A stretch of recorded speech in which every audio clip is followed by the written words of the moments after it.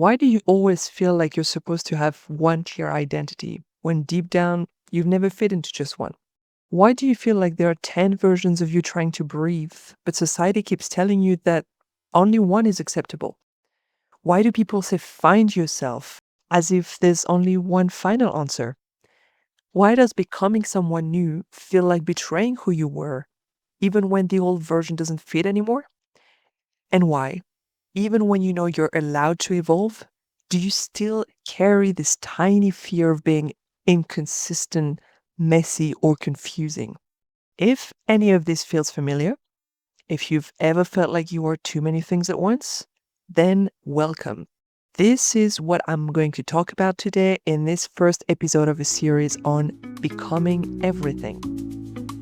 Welcome to The Bold Beginner, the space where you get to feel seen and heard, and where you're reminded that starting over is not a failure. This is your space to breathe, to try again, to mess up, to take it slow, and to remember that you're allowed to reinvent yourself as many times as you need.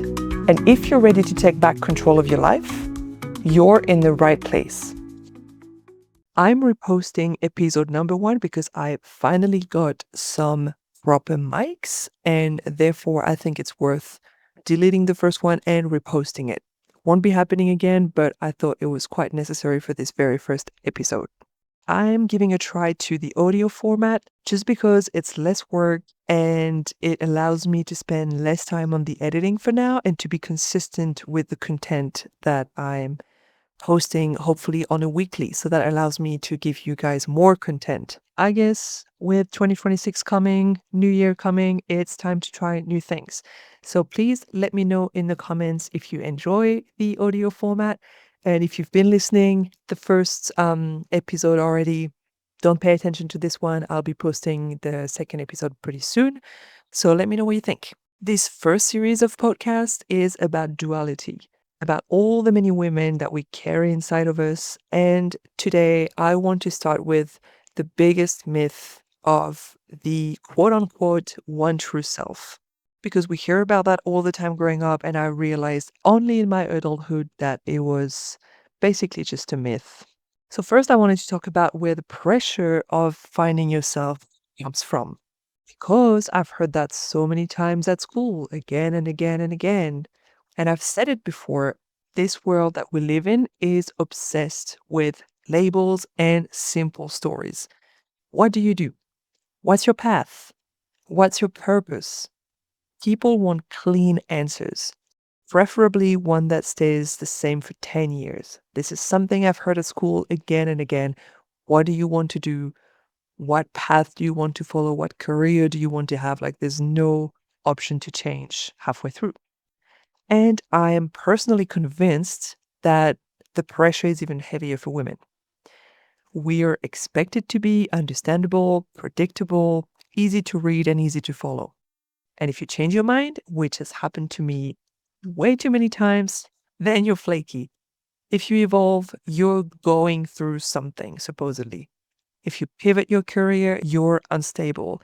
If you have multiple passions, you're unfocused. And of course, I'm taking those examples because I've heard about that many, many times. And this idea that you're supposed to find yourself comes from a society that is terrified of complexity, and especially in women. And over time, we internalize that fear. We start thinking something's wrong with us because we don't fit inside one box. That's just a lie that we're being told, because not one single person that I know has a completely linear story. And actually, as a matter of fact, the more I get older and the more some of my friends, even the friends around me that actually had a pretty set career, that followed a pretty clear path, that were kind of clearer in their mind on where they wanted to go in life, they've been starting to change their mind, to question a little bit if they still want to go down that path or change direction. And this is something completely natural. And the world acts like choosing one means rejecting the others. And I used to think, and for the longest, that I had to decide once and for all. Am I an entrepreneur or a creative? A traveler or someone who wants stability? A student or a teacher? A soft person or a strong person? And many, many times I felt very conflicted because some parts of my life, I would feel like an entrepreneur, and some parts of my life, I would feel like having more stability in my career. And that's completely fine and completely acceptable. And reflecting on it over time made me understand that it wasn't because I was lost, but quite the opposite, because I was growing. And when you feel conflicted like that, the problem isn't that you're confused. The problem is that you've been taught that clarity looks like sameness, when in fact it can look like change. It can look like renewal. And it's very important to talk about it right now at the end of 2025, because obviously with a new year comes new opportunities and new possibilities to change and to grow and to renew yourself, because you want to open a new chapter. You want to give yourself that possibility to evolve. And clarity can look like trying things out, choosing again, and allowing yourself to outgrow versions of you that once made perfect sense. Because there is nothing wrong with being someone new every few years, every year even. And I want to really insist on that, because a lot of my friends have been telling me, like, but why would I change this when it's working perfectly? Like, it's working perfectly on paper, right? You have this career that's working perfectly fine. You're good at it. You're good at your job. Everyone around you is happy. You made your family happy. But just because it's working on paper doesn't mean necessarily that it's working for you or for what you want right now. Maybe it worked for you at some point in your life. That's completely fine. But it's okay to change your mind. It's okay to change direction when you feel like it doesn't fit anymore. And it's okay to outgrow versions of you that were successful, that even are still successful on paper. And I often talk about my own story as an example, not because it's, the most interesting necessarily, but just because it is the one I know best. And I have made it a point to live as a multifaceted woman for the past decade, and to really embrace the fact that I am multifaceted and that I don't fit just one box or one linear path. And my life has never been linear. I've described it many times, so I won't go deep into it, but only to list a few of my many facets. I've traveled a lot. I lived in different countries. I've built a startup. I've worked in strategy consulting. I've learned a lot of new skills. I'm still learning new skills right now from scratch. I've become a beginner again and again, hence the name of these podcasts. And now I'm creating content. I'm learning YouTube. I'm building a blog and doing things that the past versions of me would have never predicted. And for a long time, I felt guilty about that. I've spoken about it.